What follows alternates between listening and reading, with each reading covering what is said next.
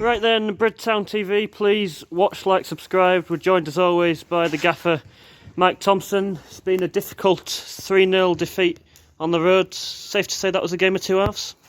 Yeah, that's you kind of took the words out of my mouth, Ben, because I think we're utterly dominant in the first half. They've not really troubled us, and they've struggled with our shape in the first half. And I think it's hard to say anything at half time other than more of the same, please. Because I really fancied us after that first half, the way that we did things. But we need to wise up a little bit, I think. The first goal that we concede is pretty calamitous, really. And we've had a conversation in there where it feels like week in, week out, we have to do everything in our power to score a goal, but we don't do everything in our power to keep it out the other end. So we need to really wise up to the way that we do things, and it's always first 5 minutes of halves, first 10 minutes of halves, whether it's the first half or the second half, we end up chasing a game that I felt like we was in absolute control of in the first 45. So that's really difficult to take, because you look at it on paper and I'd be the same. 3-0 game. It looks like those boys have rolled us over, but it doesn't feel that way. So we need to get rid of these mistakes or lapses of concentration, lapses of defence and the way that we do things, because teams are given goals against us, and we're given nothing. We have to really work hard to grind ours out, so we need to put that right. Yeah, do you think we may be lacking a goal scorer for that first half? Someone who is going to, when you're creating those chances, is going to get on the end of it and put it in the back of the net? I think the way that we're playing now, we're getting boys up and amongst them, but you can't deny that we're lacking goals. We are lacking goals. We're probably up there in the position that we're in through the absolute work rate of a team collective, but we haven't got anybody that's lighting it up in the goal scoring chart. So everyone can see that. We can't deny it. I love the way that the boys are playing, that are playing up there, and they're leaving everything out there. But yeah, we just need a little bit more quality in front of goal, because the chances have been created. We just need to finish them off. That's right. Yeah. One player I want to pick out is Ryan Caulfield. He's been out the squad a few weeks. Came on against Beverley. I thought he looked quite bright. Scored the winning pen. I thought he looked quite bright, particularly first half today. Ryan was outstanding today. Ryan's the one that in a negative situation of losing the game the way that we have, I've singled him out in there, because he was non-stop. His quality on the ball is very good, and he's intelligent as well. He gets into good areas.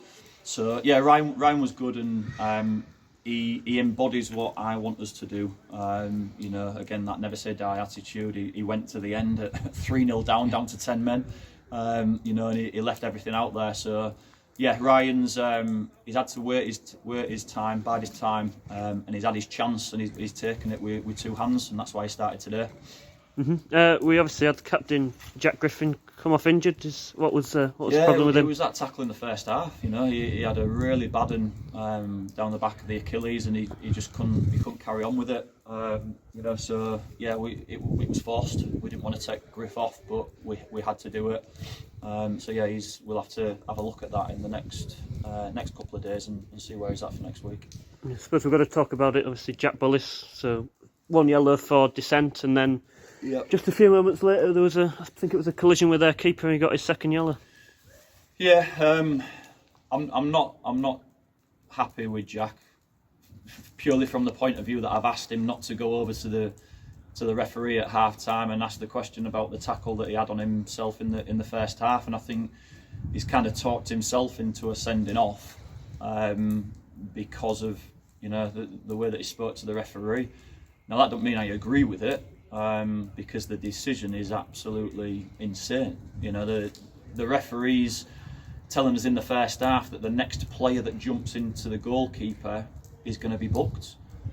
And Jake Martindale's done a fabulous job of making the guy's life hell in the first half. He can't keep hold of a high ball under a pressured situation, and nobody's gone near the kid for for the best part of 20 minutes, and one free kick, Jack Bullis goes shoulder to shoulder with him. You know, lads are setting up for a free kick, and the referee brandishes a yellow card and says, "I told you, the next man that goes into him, I'm going to book."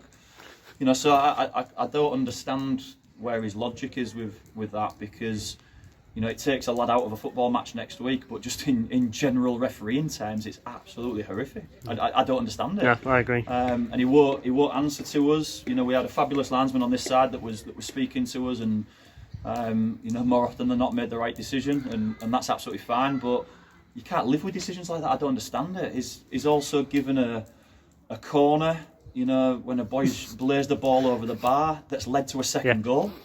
You know, so these things have a bearing on the game. I don't want to sit here and say, "Oh, we've got beat 3-0 and it's down to the referee." It's not. You know, that's not the case. But the decisions that they make are just unbelievable sometimes. The ball that's blazed over the bar, you know, their lads are setting back up in a defensive shape, and he gives a corner.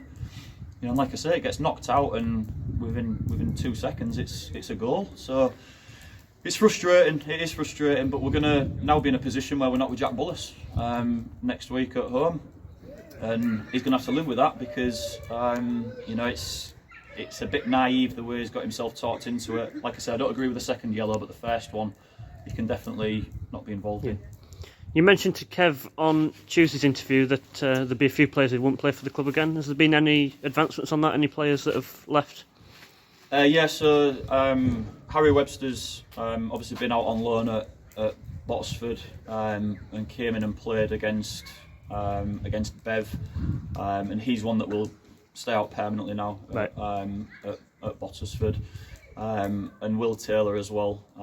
You know, we've got a plethora of players that play a very similar position to Will. You know, when you look across what we've had today, with Noah and Andy and Griff and Matty Dixon, you know, and then we've got Fincher that's pretty versatile, that can also play in some of those areas. We weren't going to get enough game time into Will, so he's the other one. I've had really good conversations with both of the lads, and you know, they appreciate the opportunities that they got. But moving forward, you know, we need to be with the lads that are going to be in and around the team week in, week out, and those two unfortunately wasn't going to be. So we move on to Grantham at home next Saturday. What do we know about them? Well, again, like what I said on Tuesday, there's 3 or 4 teams, 2 or 3 teams, sorry, that you could pin on those top few positions, and everything else is wide open. And I think, you know, we've got a couple of weeks like that in relation to Grantham, to Eben, and then a December where I think there's some really, really tight winnable games in and around our sort of area of the league. But these boys have got to be careful, because I've bigged them up for an awful long time now that we're in a position that we deserve to be in. You know, a couple of back-to-back defeats and you can be right in a scrap again, because the league's so tight. So we need to dust ourselves down and just make sure that we're good to go against Grantham. You know, they're a strong team. They're a team that came down with aspirations to go straight back up. I don't think it's really gone their way so far this year, but they're a good quality outfit. So we've got to be at our best again, you know, to get anything out of that game. Yeah, I believe it's 2 back-to-back home games, is it, with Hebburn the week after? That's right, yeah. So how much do you think the support from the crowds, particularly all the under-12s coming through, could play in them? It's fantastic, Ben. You know, I said when we scored that last-minute winner against North Shields, I've never had the place that loud. You know, and you then watch the footage back and you hear it again, and it gives you little tingles, because, you know, like I say, as a player, I never heard it like that. So yeah, having the crowd there is fantastic. We've got our usual suspects that travel with us everywhere, and I thank them once more, you know, because they're here for the boys and they're here for the backing of the club. But at home, you know, it's a great place to be, and I feel like we get that 12th man with the fans. They've been fantastic for us all year, and long may that continue. And there you go, your word, Mike. We need your backing at the next home game, please. It was great to have such good attendance last game, and all the under-12s coming through. Thanks as ever for joining us. It must be tough after a 3-0 defeat, but we go again on Saturday.